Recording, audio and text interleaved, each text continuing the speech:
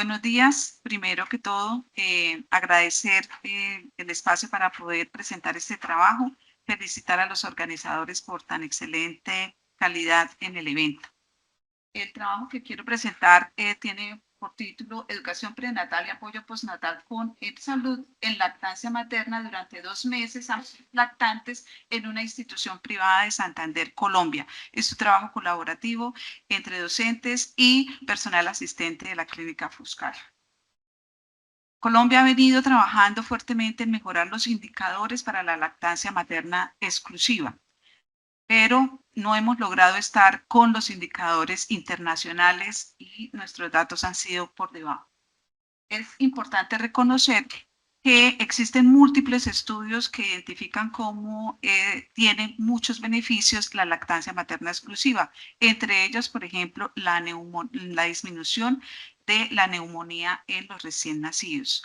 También se ha identificado que adolescentes y mujeres mayores de 35 años tienden a no continuar con su lactancia materna exclusiva y mujeres trabajadoras. Por eso, pues nos interesamos en poder incluir en el estudio mujeres de estas características. El objetivo fue evaluar la efectividad de la educación prenatal y postnatal en modalidad híbrida, es decir, que pudiéramos contar con la posibilidad de incluir presencialidad y apoyo con EPSalud para la lactancia materna en mujeres que tuvieran estas características. Dentro de los objetivos específicos encontramos analizar la influencia de los diferentes componentes de la estrategia educativa que nos propusimos y la exclusividad de la lactancia materna.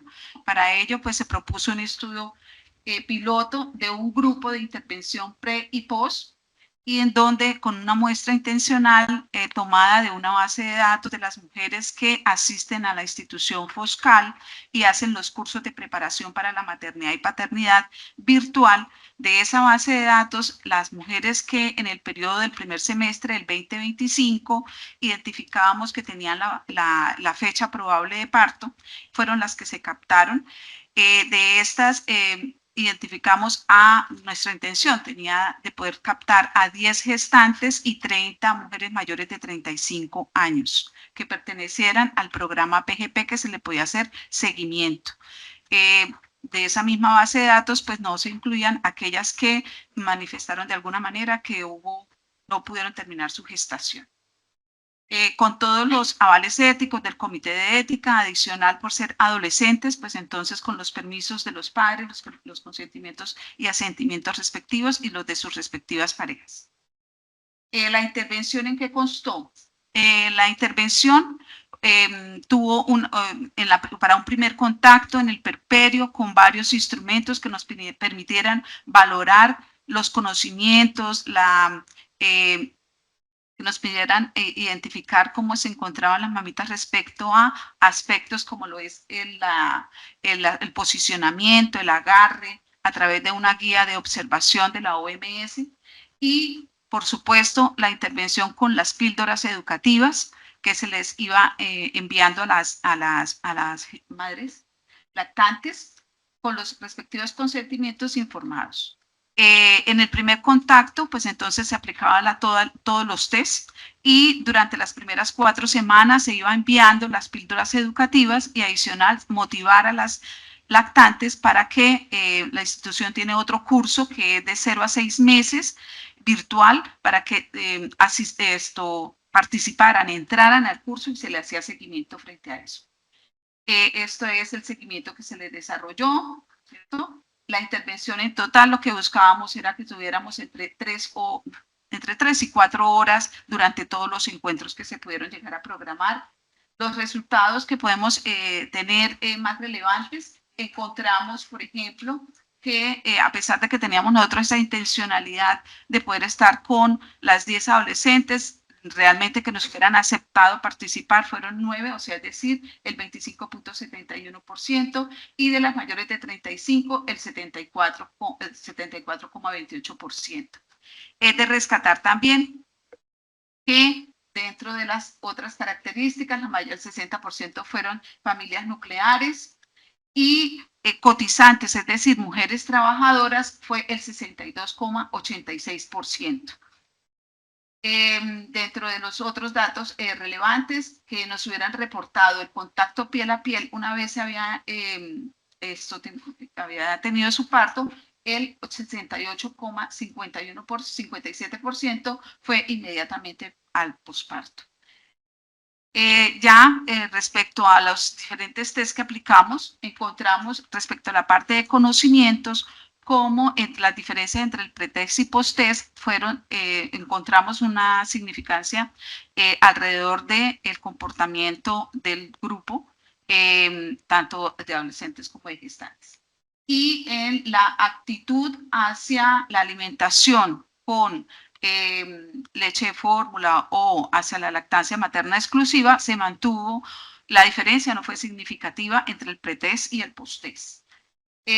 Respecto a la guía de uso que se le iba aplicando a las lactantes, en la medida que íbamos avanzando, encontramos que desde el momento de inicio hasta el momento final, que fue a la 8ª semana, el 64% de las lactantes que logramos hacerle el seguimiento porque tuvimos pérdidas, ¿sí? O sea, que no en las siguientes llamadas y motivaciones para que continuaran, pues no quisieron aceptarnos. Fue del 64%. ¿Qué datos aquí relevantes? Pues que efectivamente en los conocimientos hubo una mejora entre el test y el post-test, al igual que otros estudios que tenían un comportamiento similar. En cuanto a la educación que se le ha ofrecido a las lactantes con este tipo de estrategias, ya en otros estudios también se ven datos similares. Y en cuanto a la exclusividad, entonces los datos nuestros nos reportan que al mes del posparto alcanzamos el 71,42%. Bueno, como conclusiones generales les podemos comentar que creemos que esta estrategia con píldoras educativas de la OMS, que fueron las que utilizamos, creemos que nos pueden apoyar en los procesos de mejora de los conocimientos y adicional, creemos importante que se deben ajustar las intervenciones educativas también para poblaciones, por ejemplo, de mujeres trabajadoras, donde tienen pocos tiempos y donde a través de un seguimiento mayor pudiéramos tener mejores resultados. A futuro esperamos que, y ojalá que acá haya alguien motivado en poder introducir la inteligencia artificial para poder hacerse ese seguimiento en especial en la primera semana. Muchas gracias.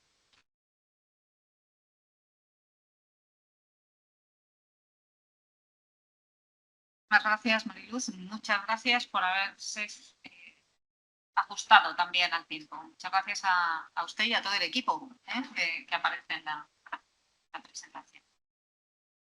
Pues, por favor, Ana García Pérez, que nos va a contar ese plan de cuidados de enfermería en pacientes con fijador externo por fractura de meseta tibial. Ella trabaja en el Hospital San Juan de la Cruz en Úbeda. La presentación, cuando quiera. Hola, buenos días. Pues como bien ha dicho, yo presento un plan de cuidado en una paciente con una fractura de meseta tibial a la que se le coloca un fijador externo.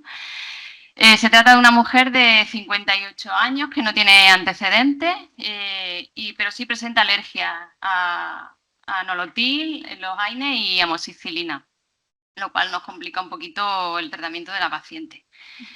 Debido a un traumatismo, sufre una fractura de meseta tibial que en un principio se fija externamente y luego la paciente es hospitalizada para el seguimiento de esa fractura, el control del dolor básicamente y una posterior osteosíntesis ya definitiva. Como objetivos de este plan de cuidados, pues lo que planteo es unificar criterios de actuación para que se mejore la calidad asistencial en este tipo de pacientes. Se realiza una valoración de enfermería en la que aparecen bastantes diagnósticos, pero yo aquí expongo pues, los que se han trabajado más durante su hospitalización. He seguido la metodología basada en taxonomía Nanda-Nick-Knock y los diagnósticos principales que quiero exponer son el dolor agudo, cuyo objetivo básico es el control del dolor, administrando la analgesia que tiene prescrita, y utilizamos también aplicación de frío o calor. El nivel de dolor se valora en cada turno de enfermería utilizando la escala EVA. Otro de los diagnósticos, el riesgo de infección, cuyo objetivo es controlar dicho riesgo, para lo cual pues, se mantienen unas medidas higiénicas muy estrictas, tanto en la paciente como a la hora de realizar la limpieza del fijador y de las heridas. En el deterioro de la integridad cutánea, que este diagnóstico viene dado por la inserción del fijador, lo que pretendemos es que las heridas de inserción del fijador pues curen, que sería por segunda intención, y para ello controlamos muy bien el aspecto de los orificios y se realiza diariamente una limpieza y la cura de dicho orificio, y seguimos un protocolo estandarizado para ello. Por último, otros diagnósticos, que estos dos los he agrupado porque más o menos las actividades son las mismas: deterioro de la movilidad física y riesgo de caída. Aquí el objetivo es que la paciente pues, no pierda su movilidad articular. Para ello se realizan ejercicios de movilidad junto con fisioterapeutas. También procuramos adaptar el entorno de la habitación para que la paciente pues, se maneje mejor siempre que sea posible y no sufra una nueva caída. Bueno, el resto de los diagnósticos aparecen en la tablita de abajo, y bueno, he puesto un código QR por si alguien quiere acceder al plan de cuidados completo. Y en cuanto a los resultados, pues en muchos diagnósticos sí que hemos conseguido el objetivo fijado al alta, y en otros, pues bueno, nos hemos acercado todo lo que hemos podido. Lo que esto nos viene a decir es que la utilización de planes de cuidado estandarizados en este tipo de pacientes hace que la calidad de la asistencia sanitaria pues, sea de mayor calidad, consigamos los objetivos que tenemos fijados y disminuyan los riesgos asociados al uso de estos fijadores en estos pacientes. Bien, muchísimas gracias.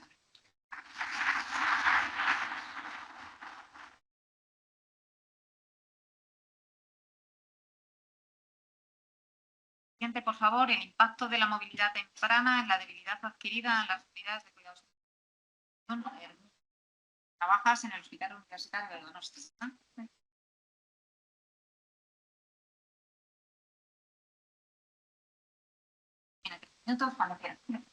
Buenos días, yo soy Yuna Hermina y os presento este póster que he realizado con el trabajo fin de grado en la Universidad del País Vasco: el impacto de la movilidad temprana en la prevención de la debilidad adquirida en la unidad de cuidados intensivos.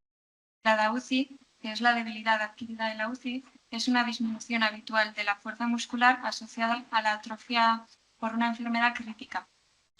Para daros unos datos, el 11% de los pacientes que pasan solo 24 horas ingresados en la UCI lo padecen, y tan solo se recupera totalmente el 50% después de haber pasado 12 meses. La cosa es que hoy en día no existe un tratamiento habitual, tratamiento eficaz, por lo que la prevención es la principal estrategia de manejo. Por otro lado, la inmovilización es uno de los mayores factores de riesgo para que se produzca esto, y en este contexto se plantea la movilidad temprana potencialmente eficaz para prevenir la DAUCI.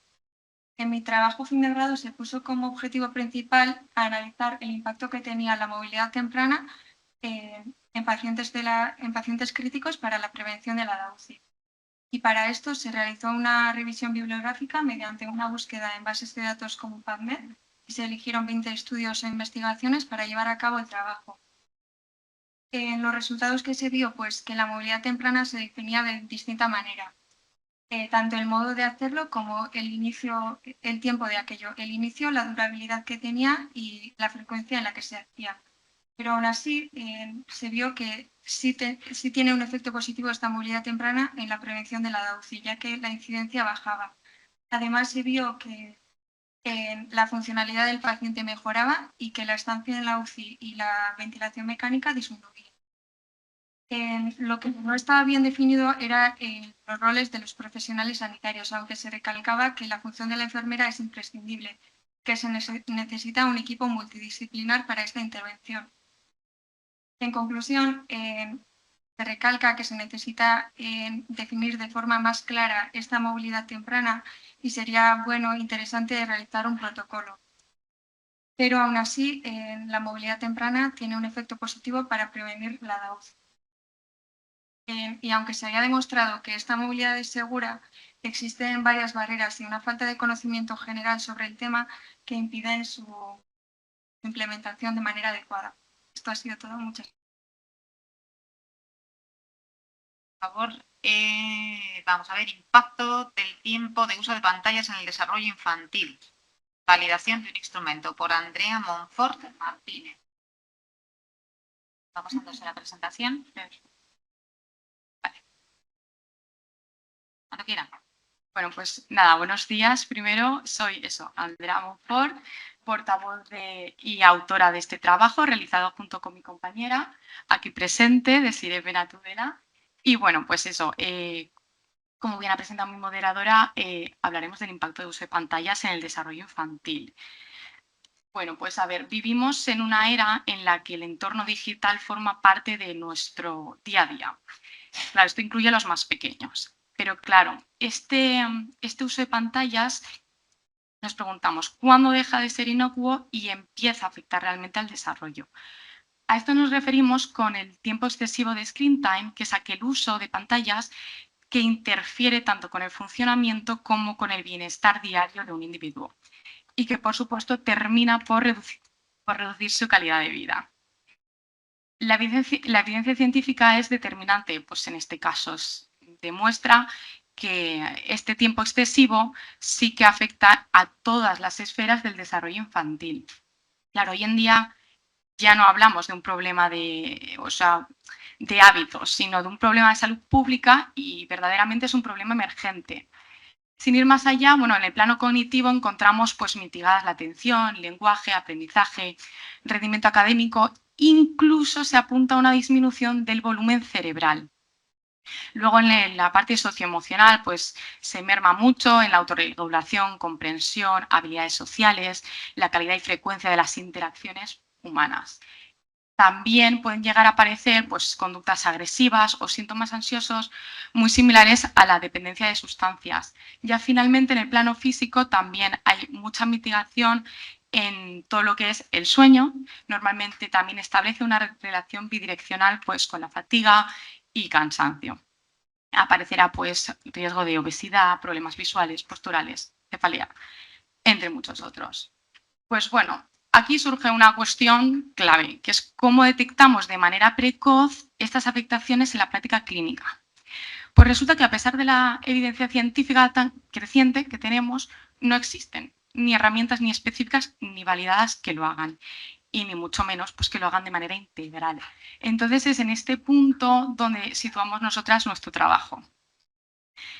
Pues bueno, el objetivo principal es bastante claro, es desarrollar y validar una escala de detección temprana sobre este impacto del uso de pantallas, concretamente más de 2 horas al día, en estos niños en etapa escolar de 6 a 12 años.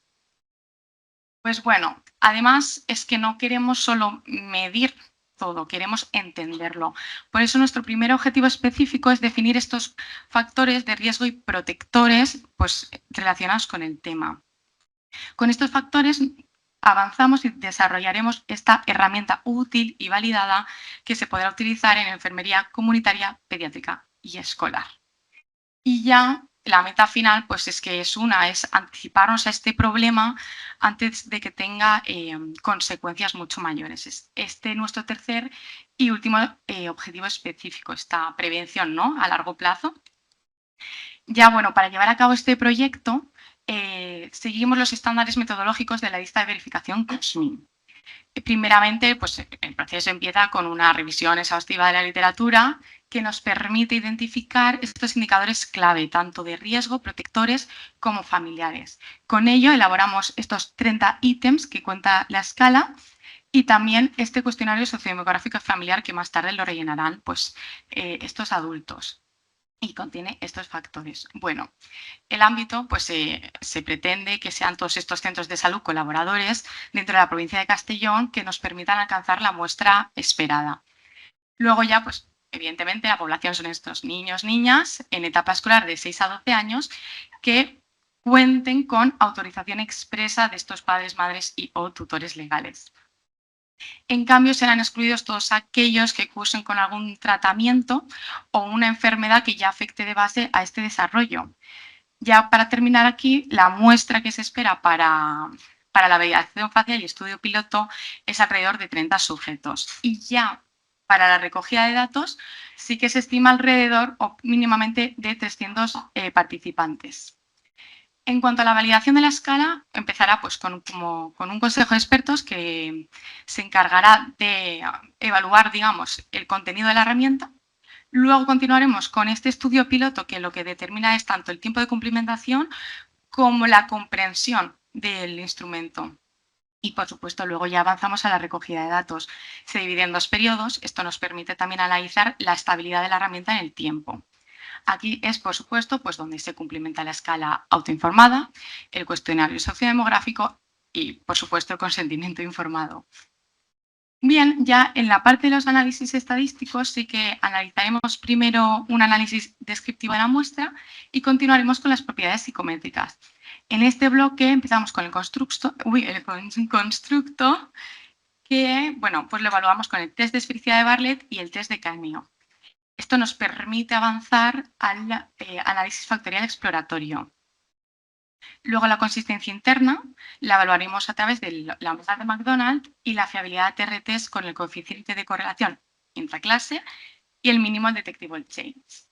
Ya finalmente también dentro de metodología tenemos este análisis inferencial que será en función de la naturaleza de las variables y una agrupación bivariante, es decir, en riesgo y no riesgo.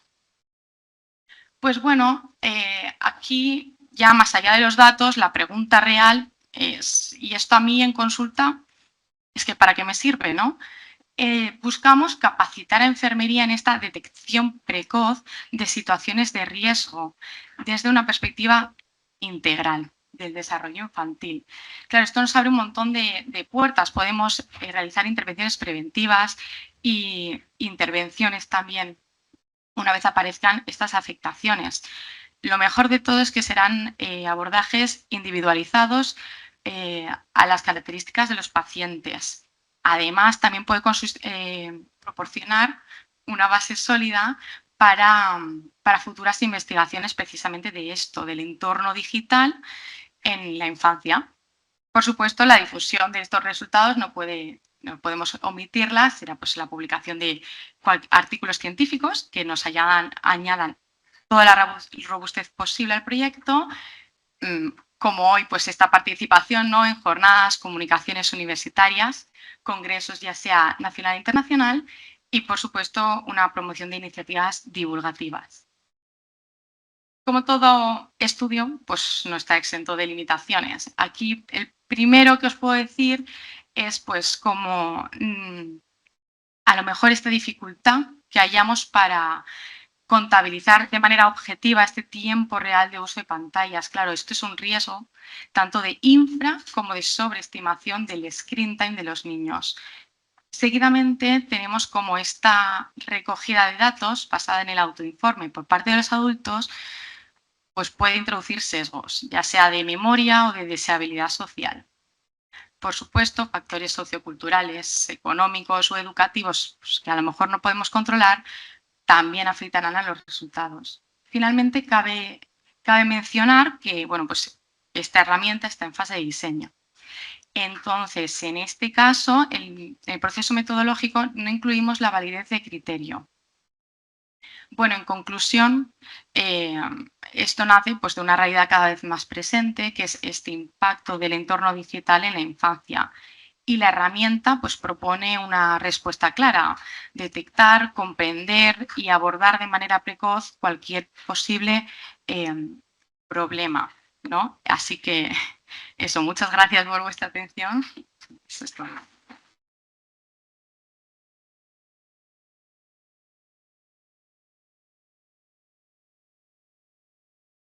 Vamos a pasar a un turno de preguntas. ¿Alguien, si os están conectados online, también desean hacer alguna pregunta a alguna de los ponentes? Pues es el momento, por favor.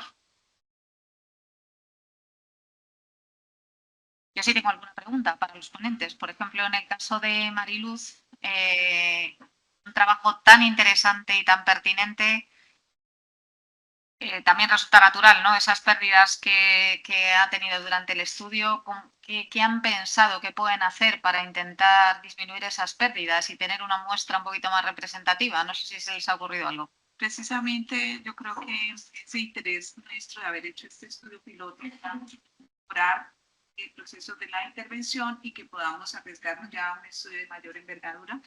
Dentro de esos elementos identificamos que hubo varias gestantes que terminaron en UCI o bebés que se complicaron. Entonces ese sería un elemento a tener en cuenta en el siguiente estudio, ¿cierto? Para efectos de que desde el principio el seguimiento. Esa gran dificultad. Otro elemento es mirar si podemos incluir otras herramientas que ayuden en especial en la primera semana, y por eso comentaba lo de la inteligencia artificial, para que no sea solo con las píldoras educativas, los cursos que ya tiene prevista la institución, sino agregar probablemente alguna herramienta que ya la literatura empieza a mostrar ejercicios interesantes para hacer educación con inteligencia artificial. Muchísimas gracias, mucho ánimo con ello, es un trabajo interesantísimo.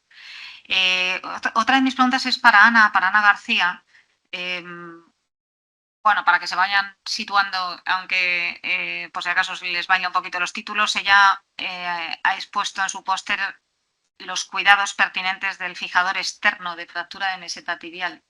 Creo que en el póster de Ana quedan reflejadas muchas cosas, pero desde luego qué bien sabe hacer cada enfermera a su sitio lo que sabe. Es decir, esto que hacemos a veces de movilizar enfermeros de otros servicios, pues realmente no es nada pertinente en cuidados específicos, como ocurre, por ejemplo, en trauma. Se pueden hacer cirugías muy complejas, pero si luego no se saben hacer los cuidados de una fijación, que desde luego yo cuando lo he leído no tenía ni idea, pues queda muy claro lo bien que lo ha trabajado. Es muy interesante, muy pertinente. ¿Qué cuidados tan específicos? ¿Cómo ha participado la paciente? A ver, la paciente, al ser una paciente relativamente joven, bueno, ella desde el primer momento fue consciente de su situación y bueno, pues nos ayudaba, nosotros le pedíamos que sí, ella colaboraba mucho, sobre todo en el hecho de mantener una higiene muy estricta, movilizarse, realizar sus ejercicios que el fisioterapeuta le indicaba, porque claro, hay que tener en cuenta que nosotros también tenemos que ir valorando que esa pierna no tenga ningún riesgo de que no esté bien perfundida. Claro. Entonces, los ejercicios son muy importantes. Nosotros a la hora de hacer los cuidados del fijador siempre valoramos que la circulación sanguínea sea la adecuada, que la paciente mueva bien la extremidad, que todo vaya dentro de la normalidad. Entonces, bueno, la paciente pues sí, fue muy colaboradora con nosotros. Sí, era una paciente, bueno, una mujer muy activa, que ella quería volver a su vida, vamos, no quería perder el tiempo, que había tenido un accidente y ella quería seguir con su vida. Pues lo ayudaste mucho a que así fuera. Enhorabuena.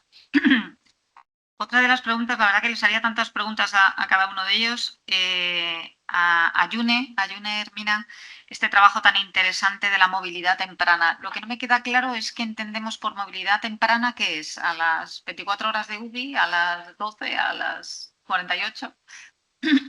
La movilidad temprana es una movilidad que va en aumento. En el póster aparecía que empieza con una actividad pasiva activa y termina el paciente andando.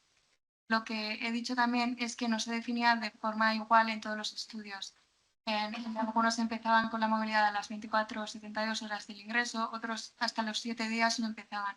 Pero hubo un estudio específico que se centró en esto y concluyó que tenía como objetivo lo que tú me preguntas, analizar la hora en la que se debería iniciar, y concluyó que las 24-48 horas después del ingreso era el tiempo óptimo para empezar con la movilidad temprana.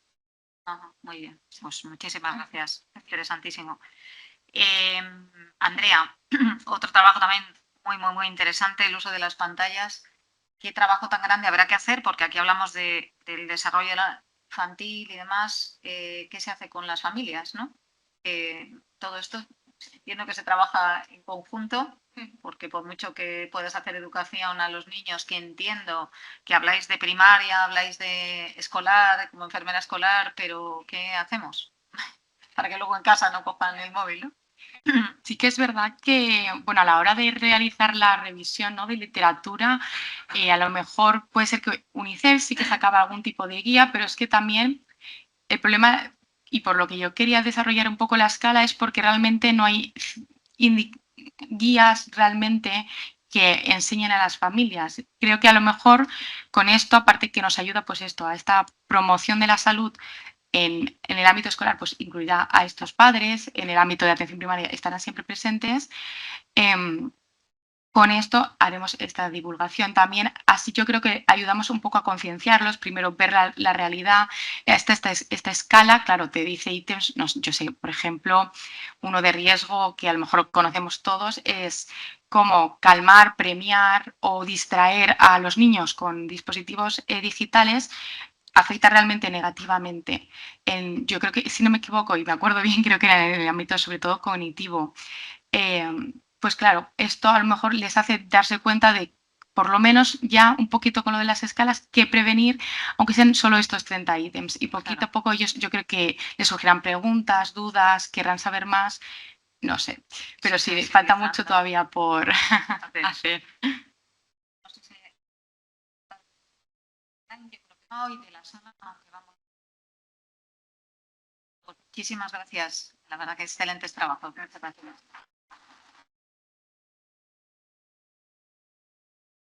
Por favor, si son tan amables de subir, Gisela, Subiela, Inmaculada Tormos.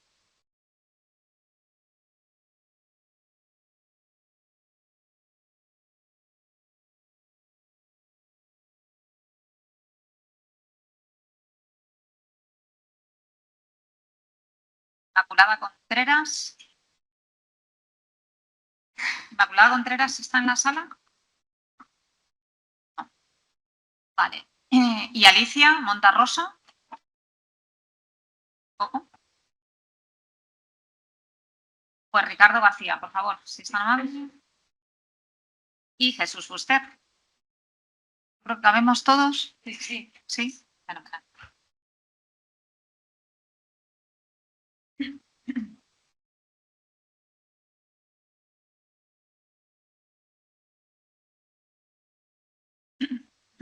Gracias.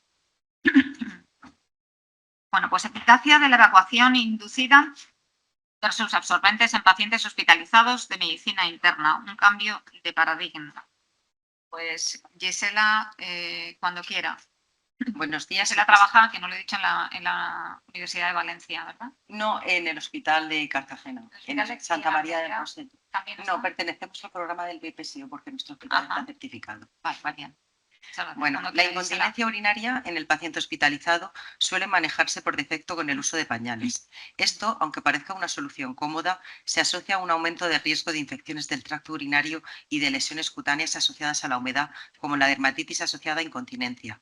Además, el uso continuado de absorbentes puede contribuir a la pérdida de autonomía y a una percepción de mayor dependencia por parte del paciente.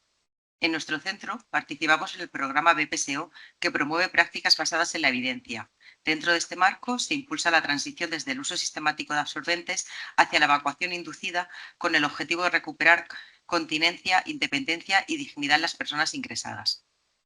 A partir de esta realidad nos planteamos dos objetivos: evaluar si la implantación de un protocolo de evacuación inducida permite reducir el uso de absorbentes en la unidad y definir el perfil del paciente candidato a reentrenamiento vesical. Para ello diseñamos un estudio observacional, descriptivo y transversal realizado en la Unidad de Medicina Interna del Complejo Hospitalario de Cartagena. Se incluyeron pacientes sin sonda vesical, con conciencia de la necesidad de orinar, con capacidad funcional suficiente para colaborar y con motivación para participar en el reentrenamiento. A estos pacientes se les realizó un registro de la historia de evacuaciones durante 3 días, posteriormente la retirada del pañal y la programación de micciones guiadas cada hora. Este protocolo nos permitió observar de forma sistemática la respuesta de los pacientes y su adherencia al reentrenamiento. Como resultados principales, respecto a la adherencia, identificamos como barreras fundamentales la carga de trabajo del personal de enfermería y cierta resistencia al cambio de práctica por parte de los profesionales. Desde el punto de vista clínico, los pacientes que mantuvieron el protocolo refirieron mayor comodidad, así como un aumento de la satisfacción con los cuidados recibidos, al sentirse más activos en el control de su eliminación urinaria. Y en relación a la seguridad, observamos que priorizar el uso de cuña u orinal frente al pañal se alinea con la evidencia científica como medida preventiva de lesiones cutáneas asociadas a la humedad, contribuyendo a un mejor estado de la piel. Como principales conclusiones, destacamos que la individualización de los cuidados a partir de la historia de evacuaciones permite identificar de manera fiable qué pacientes son candidatos a retirar el absorbente y beneficiarse de la evacuación inducida. Este abordaje favorece la independencia funcional y la dignidad del paciente hospitalizado, al implicarlo activamente en el manejo de su continencia. Y para consolidar este cambio de paradigma es necesario trabajar sobre las barreras detectadas, especialmente la organización de la carga de trabajo y la sensibilización del equipo de enfermería. En definitiva, la evacuación inducida se presenta como una alternativa viable al uso sistemático de pañales que mejora la calidad de los cuidados y se ajusta a las recomendaciones actuales de las guías de práctica clínica. Gracias. Gracias. Bueno, pues Ricardo García Sánchez nos va a hablar de la modernización y humanización de la unidad de recuperación post-anestesia en el URPA, el Hospital 12 de Octubre de Madrid, mediante la implantación del sistema tecnológico Orbital de Espera. Sí. Muy bien. Pues adelante, tienes 3 minutos para la presentación. Bueno, muchas gracias al organizador. Y nada, pues empiezo que tenemos poco tiempo.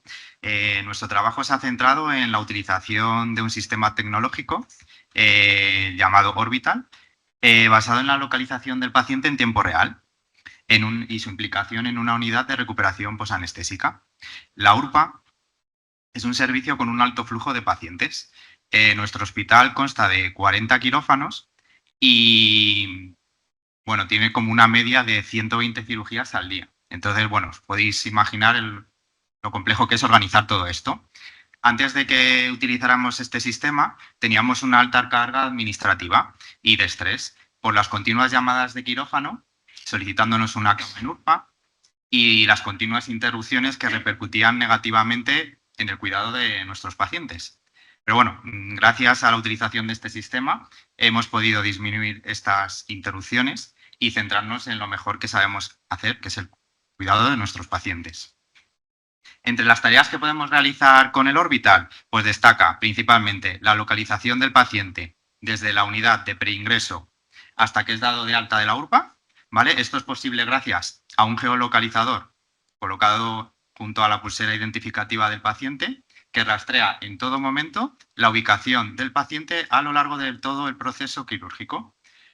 Por otro lado, tenemos unos paneles informativos y sonoros a través de los cuales pues, nos solicitan una cama en nuestra unidad y nosotros, pues en cuanto nos damos cuenta, pues nos asignamos un paciente a nuestra unidad. Esto ha disminuido muchísimo los tiempos de espera desde la salida de quirófano a la entrada en nuestra unidad y las interrupciones, sobre todo porque ya se ha quitado del medio las llamadas telefónicas. Por otra parte, también este programa nos permite realizar tareas internas, ¿vale? Dentro de nuestro servicio, pues como hacer una petición al celador para un traslado de paciente a planta y al servicio de limpieza para agilizar pues las altas en UPA.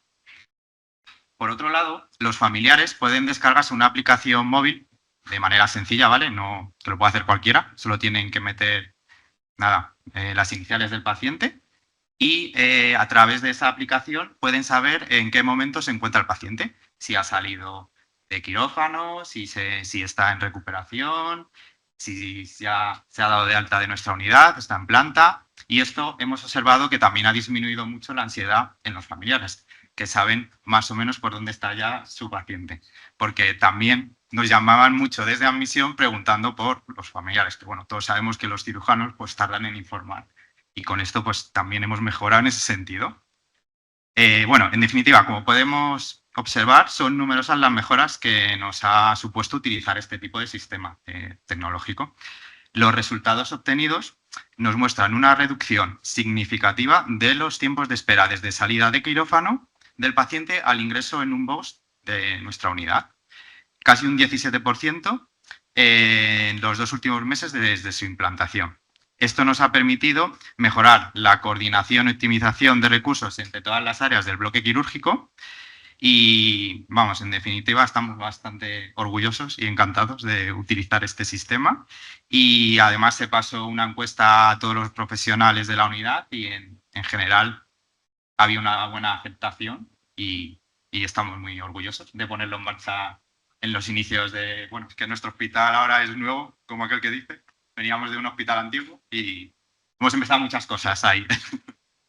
Y nada, pues muchas gracias.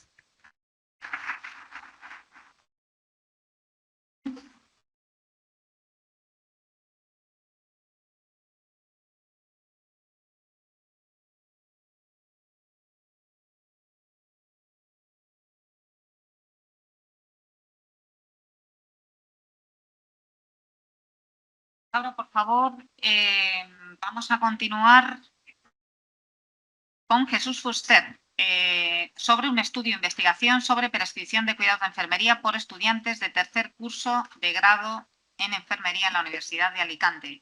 Jesús. Sí. Adelante. Cuando quieras. Hola a todos, buenos días. Como bien ha dicho Eva, soy Jesús y soy estudiante de cuarto de enfermería aquí en la Universidad de Alicante y además pues soy alumno interno de la asignatura de Gestión y Administración de Servicios de Enfermería y dentro de esta asignatura pues es donde se ha llevado a cabo este estudio. Es un breve esquema de lo que voy a ir comentando en mi comunicación y bueno, para situarnos un poco, tanto la administración como la prescripción de cuidados es el pilar fundamental de la enfermería. Es importante tanto prescribir los cuidados como prescribirlos de forma precisa, ¿no? Y bueno, la bibliografía refleja esto y además que es interesante conocer cómo se están formando los estudiantes que dentro de poco pues, van a ser los futuros enfermeros. Este estudio está centrado en estudiantes de tercer curso, que también es donde tiene lugar esta asignatura. Y la verdad que resulta interesante el perfil que tienen porque son estudiantes que han tenido una carrera clínica corta, sí que han podido estar ya en unidades de hospitalización, en centros de salud y también han comenzado pues, a realizar sus planes de cuidado, ¿no? Dentro de estos planes de cuidados se hace bastante hincapié en la posología de las intervenciones, ¿no? Entonces, para también, además, como van a seguir su formación, lo que hemos hecho ha sido realizar un pequeño cuestionario en el que a los estudiantes de tercero se les pedía que ellos, pues, pautaran un cuidado, ¿no? En la muestra que hemos tenido han participado 98 personas, de las cuales el 77% son mujeres y el 22% son hombres. Este estudio es estadístico, observacional y descriptivo y lo que nos interesa ver principalmente, aunque hayamos analizado más variables de cara a seguir investigando en este ámbito, es ver si hay o no indicación temporal dentro de este cuidado. Lo primero que observamos es que la mayoría de participantes los cuidados los enfocaron al movimiento y a la seguridad. Indirectamente, cualquier cosa que hagamos con el paciente es en base a seguridad, pero este ámbito se refleja sobre todo en lo que tiene que ver con prevenir úlceras por presión, revisar la seguridad de las barandillas en las camas y luego se ve que gana fama también los cuidados relacionados con la medicación y el sondaje vesical. Lo que podemos ver también es que a grandes rasgos la mayoría de estudiantes sí que tienen intervalos de horas precisos. En la higiene de manos, por ejemplo, al realizarse antes y después de todas las técnicas, pues todo el mundo coincide que pues, el intervalo va a ser menor a 1 hora. También en otros intervalos como el movimiento de la seguridad o la medicación, pues sí que se ven como un gran porcentaje de personas también deciden pues, hacerlo de forma rutinaria. Aquí también podemos ver más datos que son más o menos similares respectivamente los hombres que las mujeres. Sí que es verdad que en esta muestra, al ser el número de hombres significativamente más pequeño, de las 7 personas que no indicaron una posología en los cuidados, al 3 ser hombres es un dato significativo, pero que haría falta más investigación y más participantes para indagar en él. Ahora, lo importante es ver si hay o no indicación temporal. Sí que se ha visto que el 92,9% de los participantes sí que indicaron esa posología y solo el 7,1% pues no la pusieron. Esto es interesante porque este dato es mayor que cierta bibliografía que también habla sobre estas indicaciones y también los intervalos fijos, por decirlo así, dominantes, que son de 2 y 8 horas, como que indica un nivel 2 de la escala Benner, que también es interesante que en estos futuros profesionales, pues que ya vayan estandarizando intervenciones y que luego, conforme conozcan más a los pacientes, individualizarlas. Por ello también podemos añadir que ofrece una visión de la prescripción en formación, que este pequeño porcentaje de estudiantes en el futuro sí que puede ser que corrijan y que sí que añadan posología a sus cuidados. Y también que la formación teórico-práctica de la UBA pues, es beneficiosa porque la inmensa mayoría sí que ya los ha incluido. Además, en la docencia, como he dicho antes, es beneficioso que se haga bastante hincapié en esto de los cuidados. Luego también en las rúbricas que usan los profesores para evaluarnos, que también indiquen que a la hora de hacer un plan de cuidados, los NANDA, los NIC, los NOC, las intervenciones, que todo eso pues que tiene que tener una posología temporal. Y luego la investigación futura pues sería también beneficioso que en otros centros también considero yo un nivel intermedio de formación o incluso en plantas de hospitalización pues se viera cuál es la indicación de posología en los cuidados, porque también al tener una carga alta de trabajo, muchas veces es difícil reflejar cómo se hacen los cuidados en la historia clínica. Y realmente esto es muy importante porque en la mayoría de ocasiones no va a ser un único enfermero el que siga como la continuidad del cuidado con el paciente. Entonces, para darle homogenización como seguimiento al paciente, pues es bastante relevante indicar la posología. Y nada, hasta aquí. Muchas gracias por vuestra atención.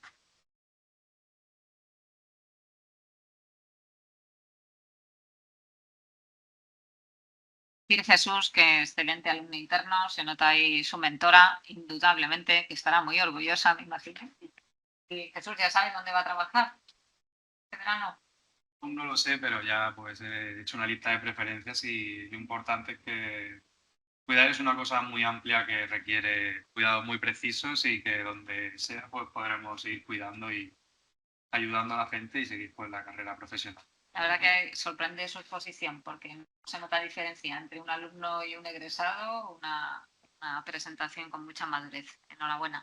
No sé si están de acuerdo en la sala, pero ya para... Empiezo tal. Bueno, el título del proyecto fue Detectar para proteger, análisis privado de violencia de género, pues en un departamento de salud de la Comunidad Valenciana. ¿Qué fue lo que nos motivó para hacer ese trabajo? Pues la cantidad de noticias que tenemos día a día sobre el maltrato, incluso hasta la violencia vicaria, ¿verdad? Que aprovechan a los niños para hacer daño. Y otra cosa que también nos motivó mucho fue nuestros jóvenes. Quería interrumpir un segundo, es que no sé, los que están online lo están viendo, si alguien está conectado, me temo que sí, vale, gracias. Vale, y otra cosa que nos preocupaba mucho también, pues era nuestra gente joven, que me gusta mucho la presentación de Andrea, porque aquí está el punto débil, ¿vale? Porque siempre que hablamos de violencia de género, pues tendemos a pensar en la en la edad adulta y nunca en los adolescentes y en los jóvenes. Un estudio de Chaff Children, el título dice, aumentan los casos de violencia de género entre adolescentes. ¿Cómo es posible? Quizás sea por el control del móvil que hacemos, porque que una madre controle dónde está su hija rastreándola con el móvil puede ser normal, solo porque padecemos, ¿no? Por nuestras hijas. Pero que tu pareja te controle en cada momento de dónde estás, puede que sea normal. O por la influencia de la pornografía en las redes sociales que la vemos indirectamente, ¿verdad? O por el control grupal, o por el contacto físico no deseado. Y estas cosas pueden llegar a normalizarse o a minimizarse, ¿verdad? Y esto impacta a nivel emocional y social en los niños o en los adolescentes. Bueno, pues otro dato que nos impactó para hacer este estudio es que la Comunidad Valenciana tiene la tercera tasa en violencia de género en España en el 2024. Seguimos investigando y vimos que en 2025 seguíamos siendo la tercera tasa en violencia de género, que solo en el 2025, en diciembre, solo, 474 casos nuevos. Había una persistencia del problema. Y vamos a ver qué podíamos hacer como enfermeros y como enfermeras.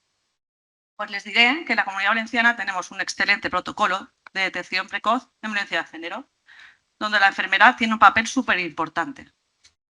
Y que muchos de mis compañeros donde voy a decirles esto no saben que existe ese protocolo. Pues nada, nuestro objetivo principal, analizar la viabilidad, la aceptabilidad y la efectividad de este cribado pues en un departamento de salud. ¿Qué hicimos? Un estudio, primero, analizar a ver qué pasaba, retrospectivo, observacional y descriptivo, durante los últimos 10 años, a ver qué ha pasado. A las mujeres mayores de 14 años, porque esto ya es edad, ya no están en pediatría, y el protocolo de la Comunidad Valenciana ya exige que hay que hacer el cribado de violencia de género. Para ver los resultados, lo hemos dividido en dos bloques. Un bloque es el total de los cribados, y el otro bloque es de estos cribados, cuántos han salido positivos, ¿vale? Entonces, se han realizado en los últimos 10 años 35.587 cribados. De ellos, 3.094 positivos. La media ha ido disminuyendo, es decir, cada vez ha realizado el protocolo, el cribado, gente más joven. De los positivos, pues igual, cada vez es gente más joven la que sufre violencia de género o le da positivo el cribado de violencia de género. El estado civil, pues igual, en ambos casos, solteras y casadas y solteras y casadas. La gente que realizaba el protocolo mayoritariamente tenían estudios secundarios y universitarios, pero los que daban positivos tenían secundarios y primarios. Y este dato es muy importante. El cribado en facultativos, en los últimos 10 años, ha disminuido. Cada vez el facultativo hace menos cribados, pero los cribados por los no facultativos que estamos nosotras ha aumentado de un 33 a un 55. Es decir, algo estamos haciendo bien. ¿Qué tipo de violencia es la más típica? La física y la psicológica, y la sexual es menos. Y ahora viene la gráfica más importante para mí. La línea roja son los cribados. Y vemos que en el 2016 hay un punto muy alto, ¿vale?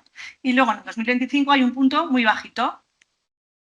Y luego los positivos son la línea azul, donde vemos que en el 2016 hay un punto bajito y en el 2025 hay un punto alto. En números, muy fácil.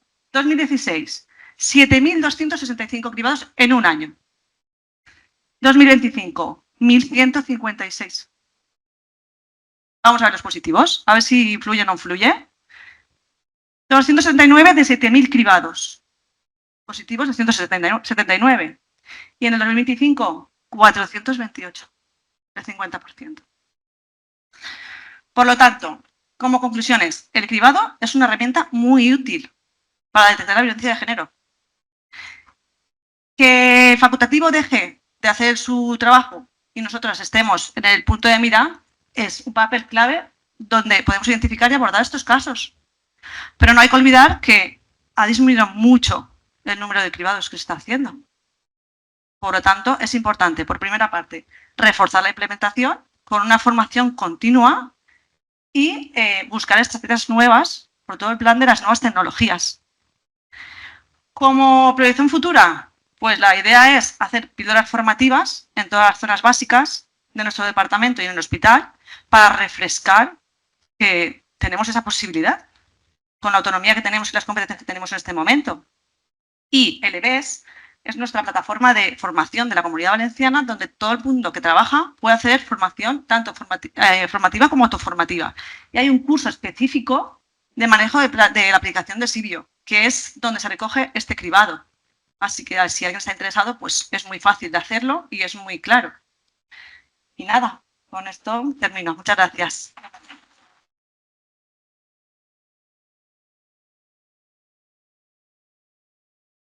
Marta, como eras la última, sube, por favor, y luego ya hacemos las preguntas. Que hay dos personas, podemos ir un poquito más por el tiempo.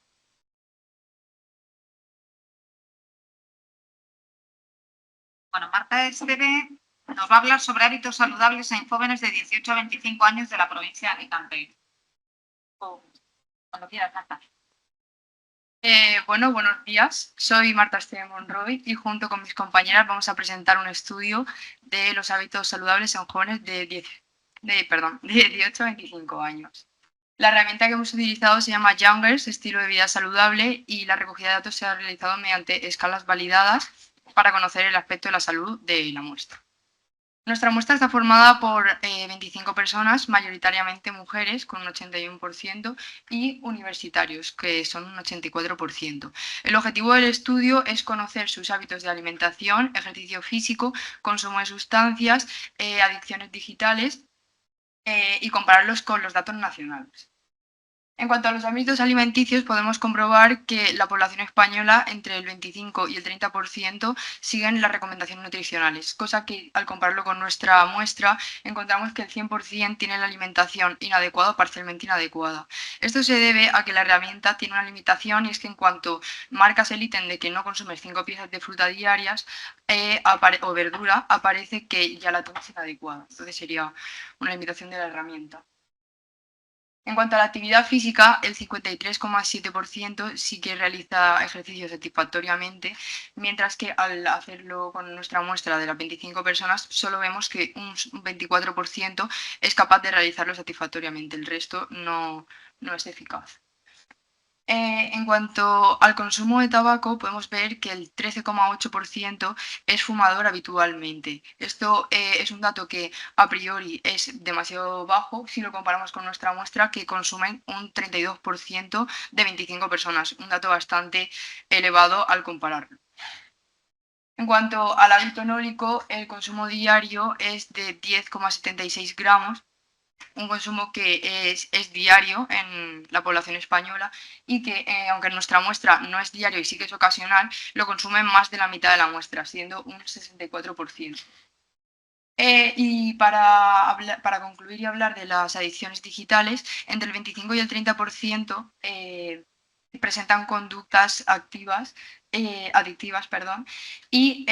vamos a dividirlo en 3 secciones: en redes sociales, videojuegos y juego patológico.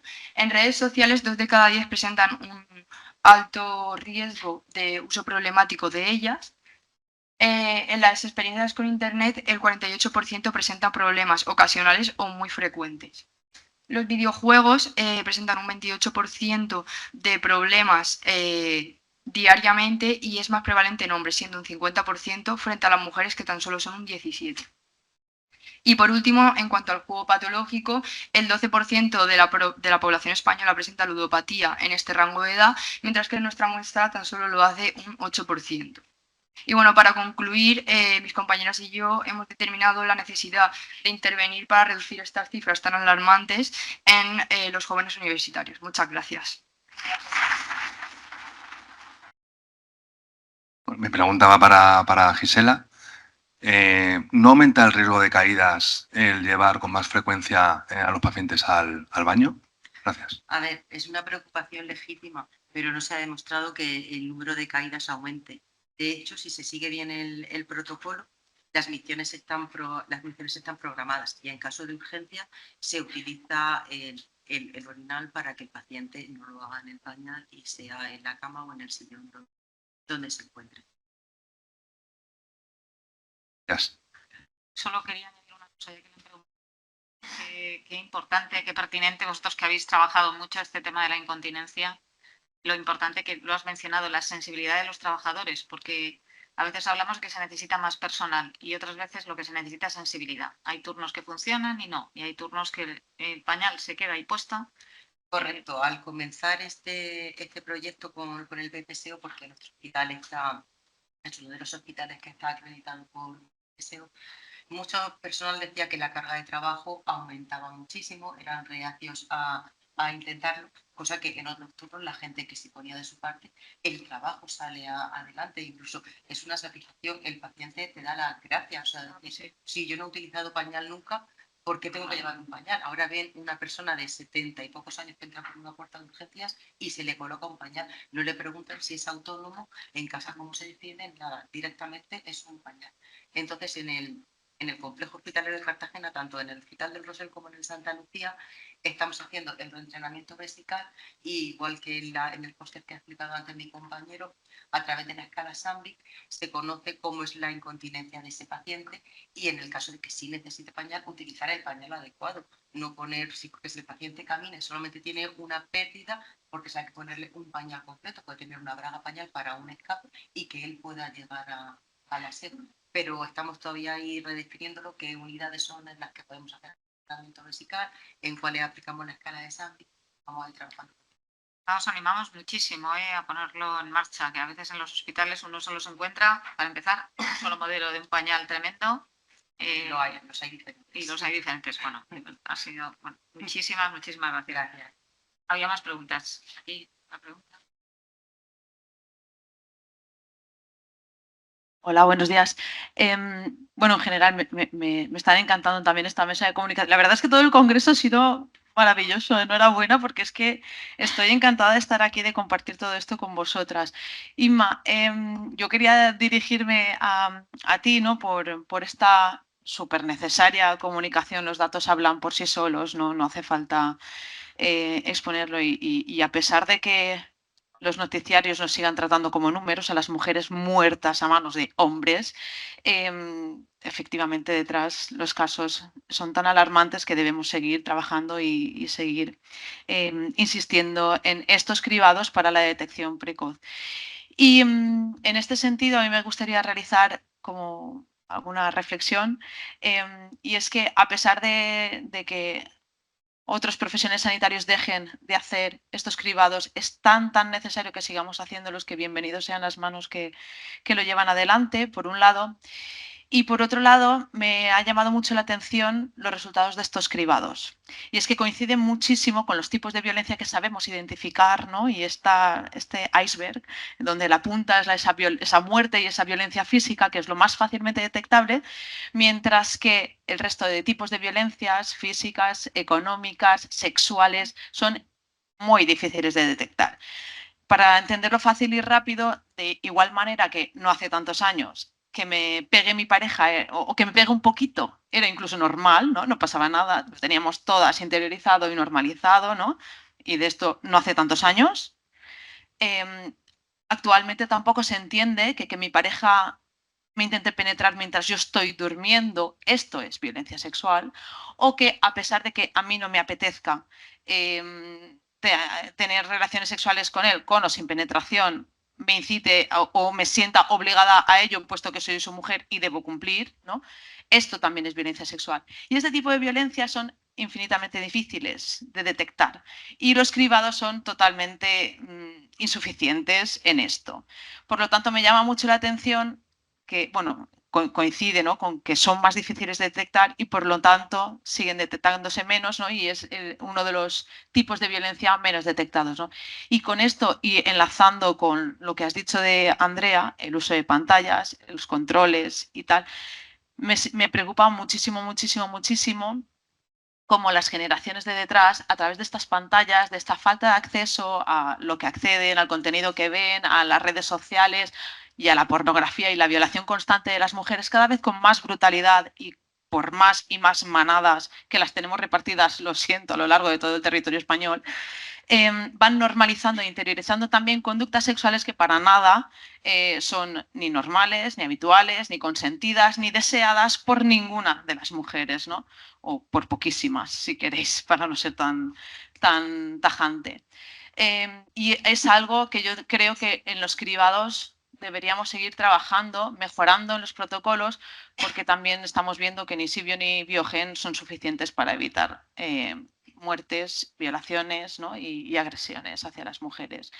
Por lo tanto, es a modo de reflexión, ¿no? que es cierto que coinciden los datos con los tipos de violencia y con este modelo iceberg, ¿no? que conocemos del tipo de violencia machista, pero esto habla también de que la herramienta a lo mejor no es suficiente para seguir detectando este tipo de violencias machistas hacia nosotras. Esto por un lado. Y por otro lado, la segunda reflexión es que somos profesionales de la salud y siempre miramos a la persona que tenemos delante, ¿no? A la paciente. Pero también recordando un poco a nuestra compañera Ebony Kassim, qué importante mirarnos entre nosotras, que no se nos olvide cribarnos entre nosotras. A mi compañera, a que me ha comentado a la hora del café que su marido anoche, yo qué sé, o que su pareja ayer no sé cuántos, o que tiene que estar a no sé qué hora porque si no se va a verse comprometida en lo que sea, en lo que sea. Que no se nos olvide también cribarnos entre nosotras. Somos población de riesgo todas.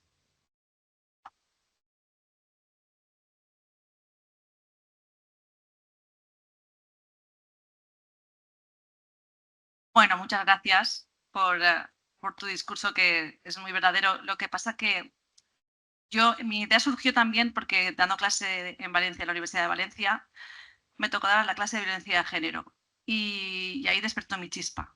Y al final lo que se busca es despertar la chispa. Y si tú como enfermera en el centro de salud puedes hacer un cribado y abrir la mente a la persona a la que estás haciéndolo, pues empezamos por ahí.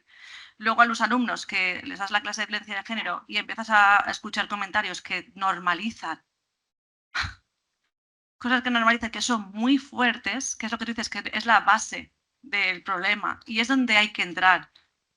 Vale, entonces yo agradezco muchísimo a este comité el que me haya dado la oportunidad de dar a conocer a todo el personal que está aquí que en la Comunidad Valenciana existe un protocolo donde podemos despertar alguna chispa entre nosotras o entre nuestros pacientes.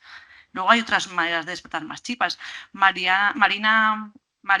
una chica en Elche que se llama Marina Marroquí que habla puramente de la pornografía, o sea, de lo que hacen hoy en día los adolescentes. Y es muy duro escucharla, pero es la realidad. Y nosotros como personas que bastamos atención primaria, o yo estoy en puertas de urgencias, que lleva una nena que ha sufrido violencia de género, o por sus padres o por su padre, es muy duro. Entonces, yo agradezco otra vez muchísimo a este congreso por haberme dado esta oportunidad para que me habéis podido escuchar y la gente que trabaja en el centro de salud o donde sea, tengáis la posibilidad de abrir esa chispa a la persona que pueda ser consciente de lo que está sufriendo. Nada más. Muchas gracias. Monográfico.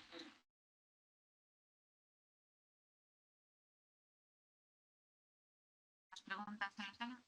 Sí, bueno, yo tenía varias preguntas para casi todos, pero no da tiempo. Así que voy a ser muy breve y solamente a Jesús le voy a hacer pregunta. Habías presentado una evaluación de las posologías de cuidados, pero la duda que yo tenía era si era ante el mismo caso clínico, ante casos clínicos diferentes, si eran casos reales o supuestos teóricos. Gracias por tu pregunta. La actividad realmente es hacer un cuidado. Puedes haber usado otra actividad realizada en esa asignatura o inventártelo tú. No tenía que ver con ningún paciente ya como pautado.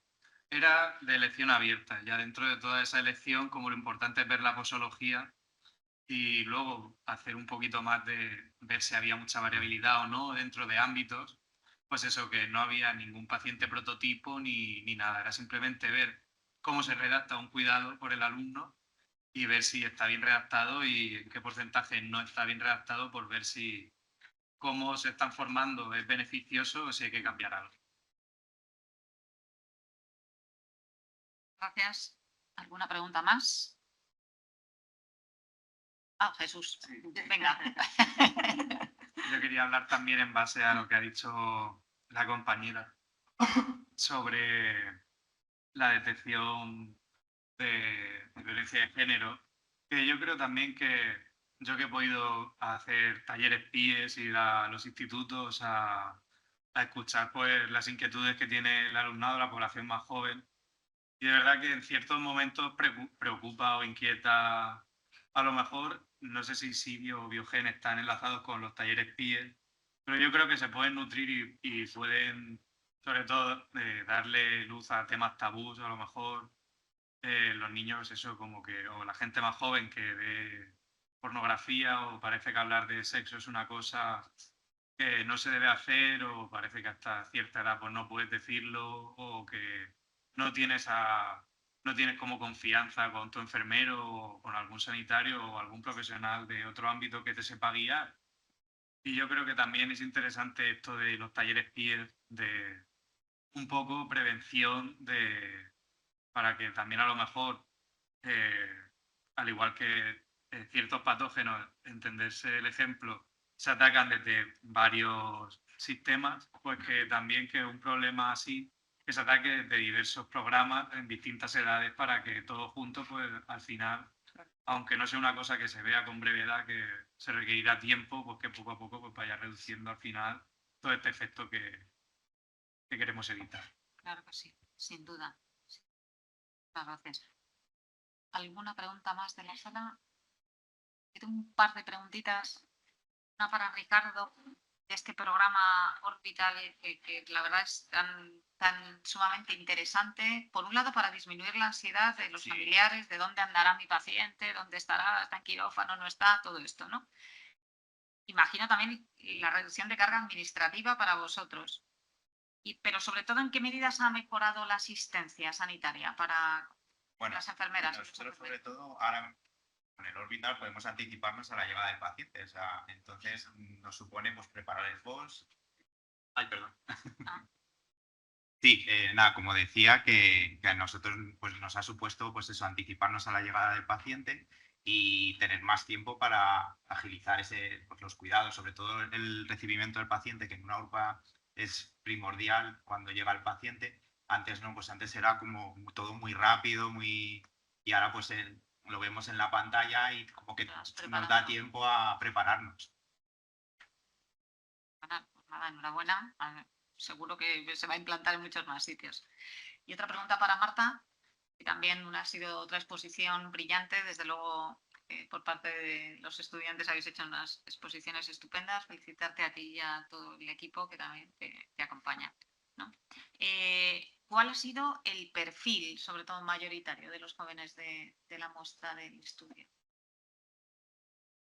Bueno, antes de nada, la exposición era de 3 minutos y no me ha dado tiempo a dar las gracias por ofrecernos esta oportunidad al Congreso de exponer nuestro proyecto, porque es una cosa que nos ha hecho mucha ilusión, y sobre todo dar las gracias a Loreto, que fue la que nos ha dado la oportunidad de poder presentarlo aquí, porque cuando nos lo propuso nos hizo muchísima ilusión, y desde que el momento que nos lo dijo dijimos sí, o sea, fuimos, hablamos con ella y todo, y nada, dar las gracias porque es una gran oportunidad. El perfil mayoritario, a ver, la muestra se compone por 25 personas, ¿vale? El grupo está formado por 5, entonces cada una de nosotras hizo 5 entrevistas pues a gente de su alrededor. Evidentemente tenían que estar entre los 18 y 25 años y mayoritariamente es de mujeres porque las 5 son mujeres y se los hemos hecho pues a nuestras amigas, nuestras parejas, y en menor proporción hay hombres. Es verdad que cuando pensamos esto no nos centramos en mujeres ni en hombres, fue como cada una fue un poco a ver a quién podía hacerlo, porque claro, al final éramos 200 en enfermería y no te podías ir dentro de la carrera, tenías que buscar como por tu gente de tu pueblo, etc. Entonces, eso es. Queda muy claro. Muchísimas gracias. Una pregunta más, no sé si online. Pues ha sido un honor poder moderar esta mesa. Enhorabuena a todos.